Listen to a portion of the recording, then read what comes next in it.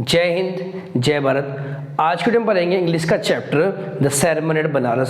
Ceremony of Banaras basically बताता है journey Lord Buddha की, सिद्धार्थ गौतम से वो लॉर्ड बुद्धा कैसे बने, कहाँ से उनकी टीचिंग हुई, कहाँ पे उनका एनलाइटमेंट हुआ और किसको उन्होंने अपना पहला ये डिस्कोर्स सुनाया, सब हम जानेंगे इस वीडियो में। सबसे पहले देखो बेटा, जो सिद्धार्थ गौतम है जिनको हम लॉर्ड बुद्धा के नाम से जानते हैं, उनका बचपन का नाम था सिद्धार्थ गौतम और 563 BC से लेकर 483 BC तक ये रहे। ठीक है, बचपन की बात करें तो बचपन में बॉर्न ऐसे प्रिंस इन नॉर्थ इंडिया, राजकुमारों की तरह, क्योंकि इनके फादर किंग थे तो भाई किंग के बेटे को राज ही कहते हैं, राजकुमारी कहते हैं और इंग्लिश में से कहते हैं प्रिंस। तो नॉर्थ इंडिया के प्रिंस की तरह पैदा हुए, यानी आप कहते हैं ना सोने का चम्मच लेके पैदा होना, यही बात है बिल्कुल। भाई एक अंबानी घर में पैदा हो रहा है, कोई टाटा घर में पैदा हो रहा है, तो ये भी इसी तरह से प्रिंस के घर राजकुमार बन के पैदा हुए। ठीक है, सेकेंड है at the age of 12 years sent for schooling. जब ये 12 साल के थे, बचपना की तो कोई बात नहीं, 12 साल के बाद इनको स्कूल भेजा गया। कहाँ पे? अब पुराने ज़माने में ऐसे स्कूल नहीं होते थे कि आपने एडमिशन करा लिया किसी स्कूल में, डोनेशन दे के यहाँ चले गए वहाँ चले गए।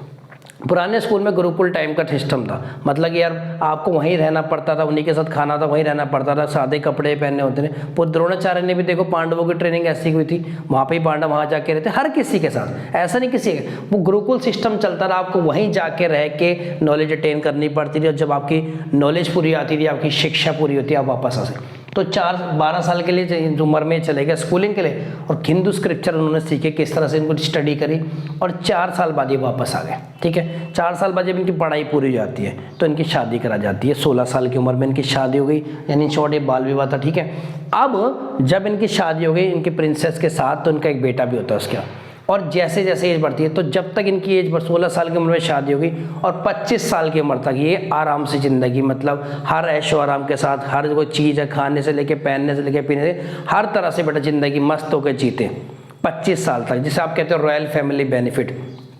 हमारे कांग्रेस पार्टी के जो हैं राहुल गांधी जी, वो भी ऐसे ही हैं, उनको कुछ हिसाब किताब देखा होगा आपने कि रॉयल फैमिली बेनिफिट मतलब देखो आराम से ऐशो आराम से जिए, गाड़ियों में घूमे, अच्छे से गए रहे, सब अच्छे से। तो 25 ईयर है, बट जब 25 साल की उम्र हो जाती है, अच्छा इनको जब तक ना सफरिंग का कुछ पता नहीं था, क्या सफरिंग होती है, दुनिया में दिक्कतें हैं क्या है। यार अकेला मान लो मैं इसको अपने बंद कमरे में रहूँ, अपने मस्त होकर रहूँ, तो मुझे पता नहीं चलेगा दुनिया में क्या दिक्कतें हैं, लोग किस तकलीफ से गुजर रहे हैं, लोग किस दर्द से गुजर रहे हैं। उसके लिए तो मुझे घर से बाहर निकलना पड़ेगा ना। तो जब ये अपनी मस्त वाली ज़िंदगी जी रहे थे, इनको कुछ पता नहीं था।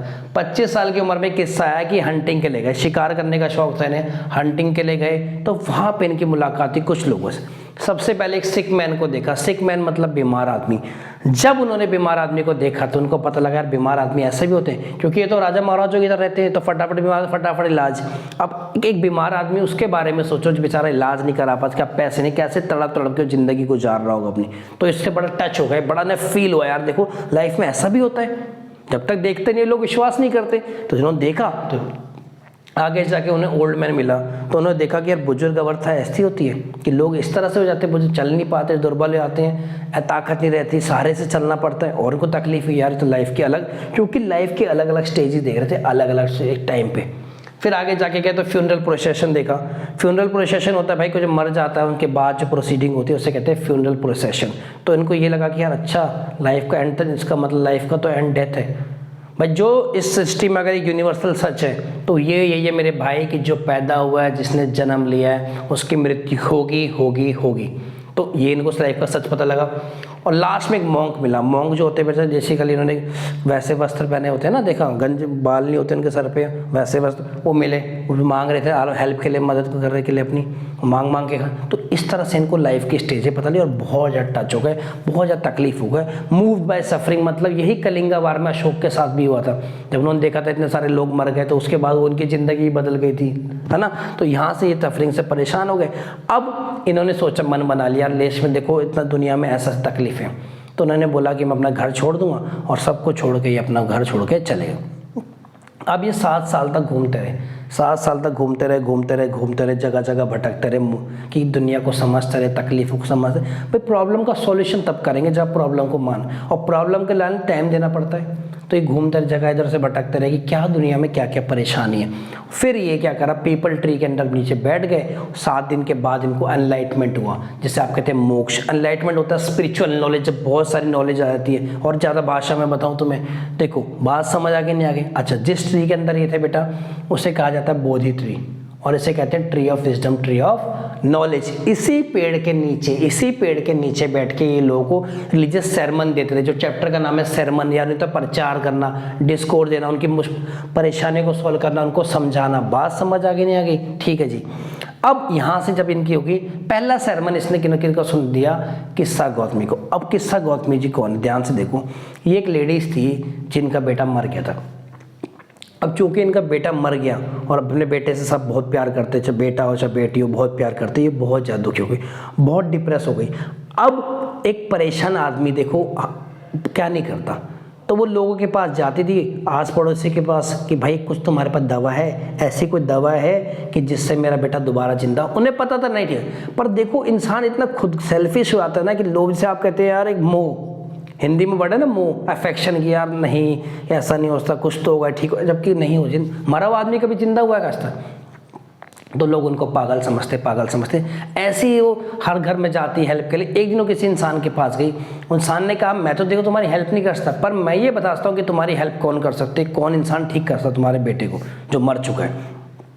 तो वो उनका देते हैं, लॉर्ड बुद्धा के बारे में बताते हैं और लॉर्ड बुद्धा के पास ले आते हैं। तो वो लॉर्ड बुद्धा से कहते हैं मैं बड़ी उम्मीद से आपके पास आई हूँ, आप मेरे बेटे को जिंदा कर दीजिए। तो लॉर्ड बुद्धा कहते हैं ठीक है, मैं आपके बेटे को कर दूँगा जो भी आप कह रहे, पर आपको एक काम करना, मस्टर्ड सीड्स लेके आने पड़ेंगे किसी के घर से।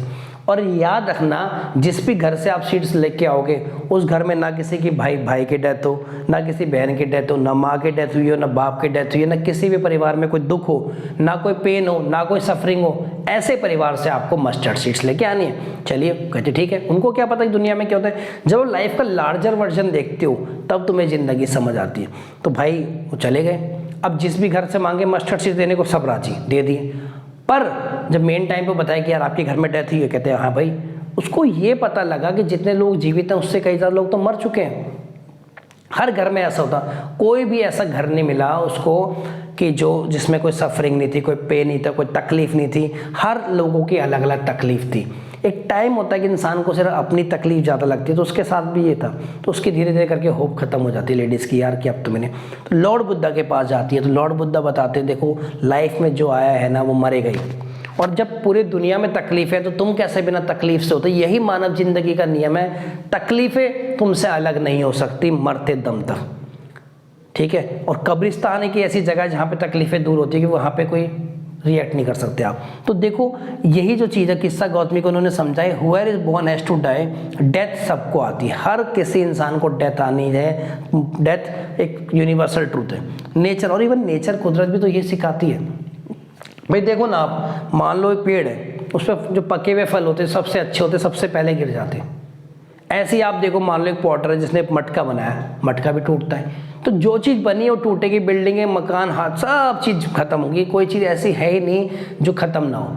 आप बड़ी बड़ी बिल्डिंगें मान लो, उनकी भी एक्सपायरी डेट होती है, फीलिंग्स की एक्सपायरी डेट होती है, इंसान तो खैर डेथ होती है इंसान की। तो हर जिंदगी में जो भी चीज़ आई है वो जाएगी। तो लॉर्ड बुद्धा उनको एग्जाम्पल के थ्रू, किस्सा गौतमी को, इनको समझाते हैं कि ज़िंदगी का क्या एम है, ज़िंदगी क्या मकसद, और ज़िंदगी जिसे आप कहते हैं ना ज़िंदगी क्या है, वो इस पूरे में समझाते हैं। इस वीडियो में करेंगे हम इतना ही, तब तक मिलते हैं आपसे नेक्स्ट वीडियो में। जय हिंद, जय भारत।